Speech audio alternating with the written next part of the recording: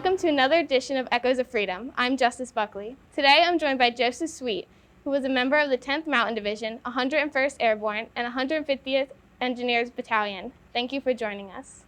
So my first question that I have for you is, what is your relationship to ACIT? When I was a junior in high school, I went to Lacivita High School. I applied to come to, then it was called vocational school, and I took the computer-aided draft and design class. Mm-hmm. And Mr. Holmes was your teacher? No, the first year, Peter Gehring was my first teacher. My senior year, the second year I took the program, Mr. Holmes was my teacher. And when did you first enlist? I joined the Army when I was a senior in high school. I joined October 28th, 2000. And why did you enlist? I joined because I lived with my mother, was a single parent, and had 4 kids. And I just didn't think that college was in my future. I just wanted to do something to be able to provide something for my family. And how did you tell your friends and family that you were joining the Army, and what was their reaction? Well, I told my mom that I called the recruiter, and I told her that if I took the test and I passed it, that she would have to sign the contract for me because I was still 17. She was okay with it. My friends weren't really that surprised. I'd been working already for a couple of years, doing jobs around the town I was in, so nobody was really surprised. Did you ever get caught breaking any rules with your fellow soldiers? Oh yeah. I was in for 15 years, so soldiers do dumb things. We get bored, and we get in trouble. It's kind of like having kids. Mm-hmm. I've been in trouble for misinformations, being out when I'm not supposed to be out. I'm sure all other kinds of things. When did you leave the military, and what was the process like? I left the service in, I want to say, May of 2014. I just got back from Afghanistan. So I flew from Afghanistan to Al Dhafra, from Al Dhafra to Spain, Spain to Dover, and then I report to Fort Dix, and then I out-process from Fort Dix. And it takes about a month and a half between all the financial stuff, all the medical stuff, all the power of attorney stuff, all the will, all that stuff. Can you describe how it felt to come home from the Army? A little anxious, a little nervous, trying to figure out what I was going to do. I remember when I first went to Iraq, I came home when I was 21. I had to figure out what I was going to do for the rest of my life, trying to figure out the future and stuff.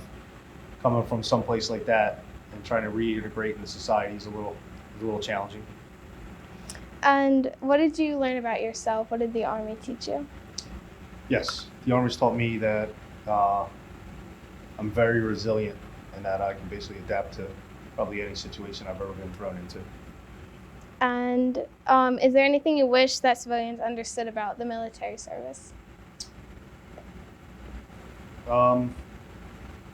Yeah, not everybody who joins the service, even though it's voluntary, joins it to be voluntary. Some of them do it out of necessity, possibly because of the futures that they think are in front of them, or because they have no reason, or they have no other choice to.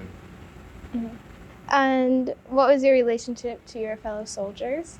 We're all brothers. We're all and sisters. We're all family. I still keep in touch with everybody.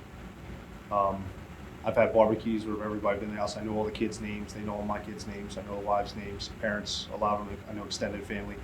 But we all keep in touch. And what has helped you the most in coping with grief?